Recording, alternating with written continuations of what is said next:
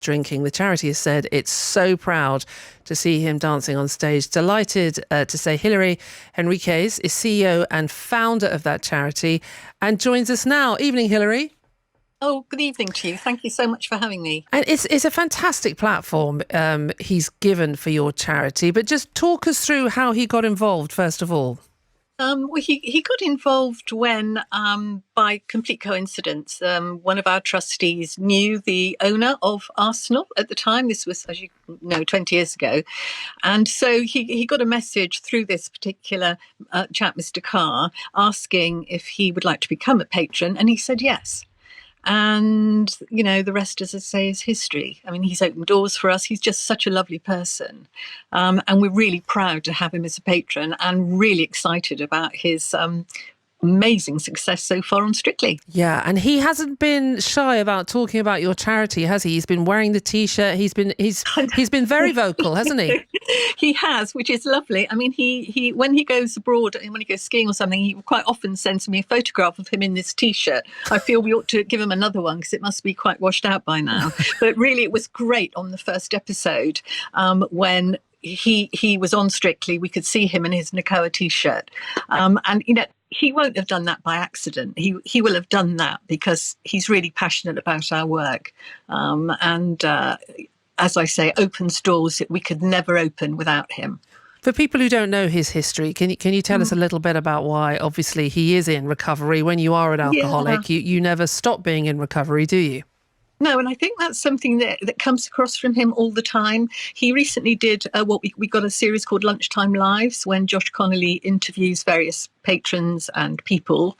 And he did a live with Josh. And that's really what he spoke about for most of the time, was how important it is that when you find recovery and when your life changes, you don't just sort of say, OK, right, I've done that, go on. And what his aim is always to raise awareness and always to just amplify the fact that there is help out there. Not enough, but there is help. And, if you want it, and certainly for children who call our helpline, they reach out and then we reach out to them and provide for them the support that perhaps they're not getting at home. I just want to know what Tony talk to you about this, whether it was something that he experienced as a child, or was he thinking about maybe what happened in his own family when he had that kind of a problem? I think he sees certain things in his family. He's not particularly vociferous about that, so I don't really want to say too much. But all I know is that he draws from inside himself for his passion and compassion for people who are still suffering, either drinking, using drugs, or those who are living with them or are affected by them. Why did you want to set this up then, Hilary? What took you on this journey? Well, it was a sort of coincidence thing again. 5 of us just happened to be living in Hazelmere, and 2 of us were working at a treatment centre for addiction.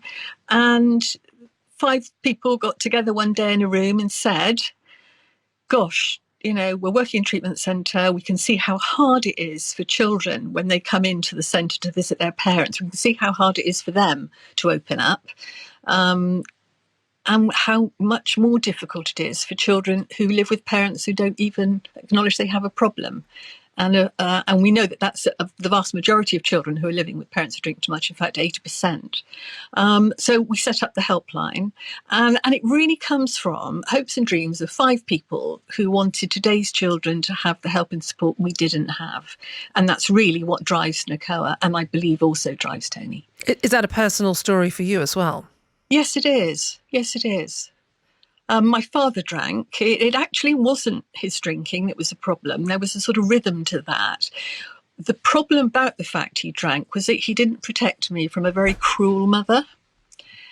And so life was really hard. And I was belittled and I was hurt. And yet somehow or another I sort of came through. I don't know why I had courage when I was a little girl. But I would say things like, if the sea is so big and I am so small, that makes my problems really small. And whilst it's sad that children think this way, but actually it helped me to get through. I knew there was something wrong. I didn't know what it was, other than I thought it was me. And yet somehow or another, I did keep hoping that life could be different. And that's really what Nicole is about. Life can be different from the one you know. And with a bit of help and support, you can make it, and you can break the cycle of addiction. Well, you've clearly managed to do that, and which is really impressive, and to reach out and help children who are going through a similar situation to what you went through as a child. And I'm really sorry to hear that.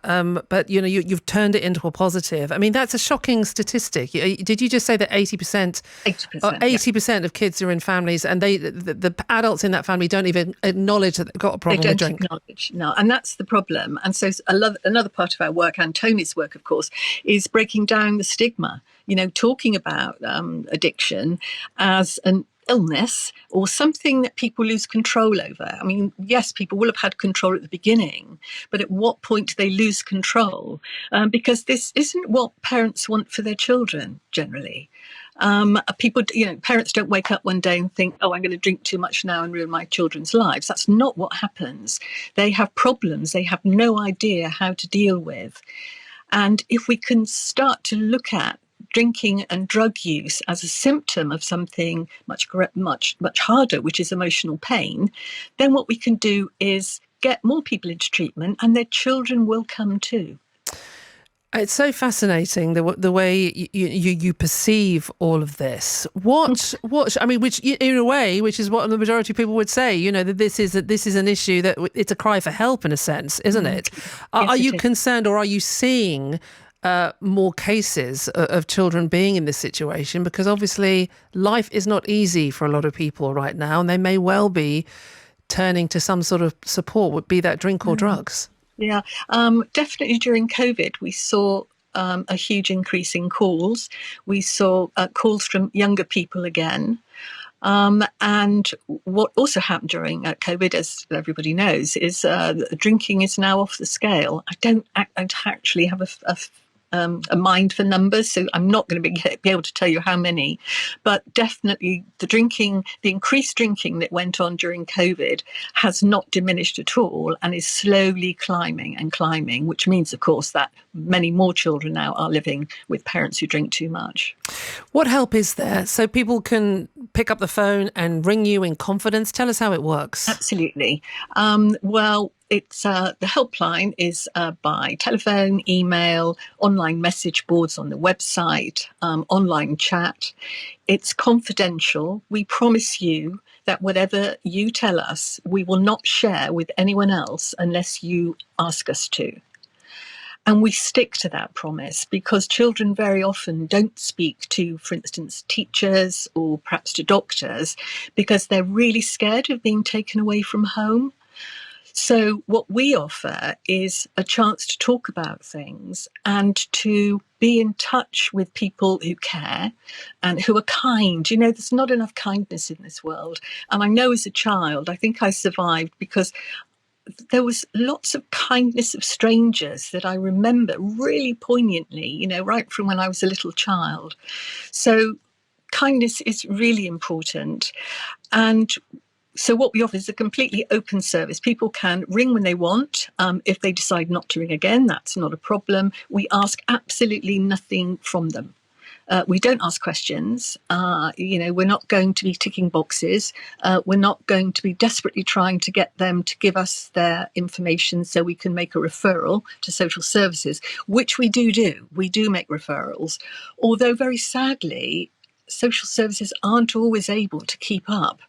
And we have made referrals in the past where nothing ever happened. Nobody came to look into the particular referral. And that can be really hard for children, because if they've got all the courage together to talk about their families, it's really hard to do this. It's really hard to feel you are betraying your family. You reach out and then there is no one there. And that's what adults tell us was often the worst thing that happened to them. Not the abuse, not the neglect, not the inconsistency of parenting, not worrying about what's happening to younger brothers or sisters when you're at school. It was the fact they did speak to someone and they weren't believed, or their experience was sort of belittled and minimised. And I guess also they may lose trust because you're at the end of the phone saying, we're going to help you. And then if there is no follow-up, not because you didn't mean it, just because there aren't the resources to follow up, that's a very sad thing, isn't it? It is. And I think, I'm not down on social services or resources, but there are too few resources. And actually, I think now, 32 years into this, there are fewer resources now than there were 32 years ago, definitely. But what we do is we promise what we can give, and we don't break that promise. So it's confidential, it's free. You can ring whenever you want. You can ring for as long as you want. You can stop calling if you want to. And you can tell us what you want. We won't be pumping you for information. We will be there for you. And sometimes it's about, actually, it's really interesting because very often people do start by talking about their parents, but they're not too long in the relationship. They'll start talking about themselves and what they're doing. And then the work can be about helping them to work out what we can do in that particular moment. You know, what would make you feel better right now? Would going downstairs getting yourself a drink of water, or would snuggling up with a duvet be good? Or, you know, perhaps they have problems at school. And what we can do is work out with them if maybe why they're having problems at school. And it's very often because they haven't done the homework, because there's nowhere at home quiet for them to do it. They don't have support of their parents. So what we can do is say, okay, well, what can we do? Do you want to talk to your teacher? Maybe not.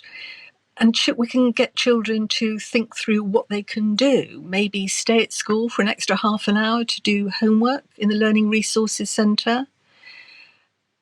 And if children start to what we do is help them to problem solve the way that their parents, if they could, would.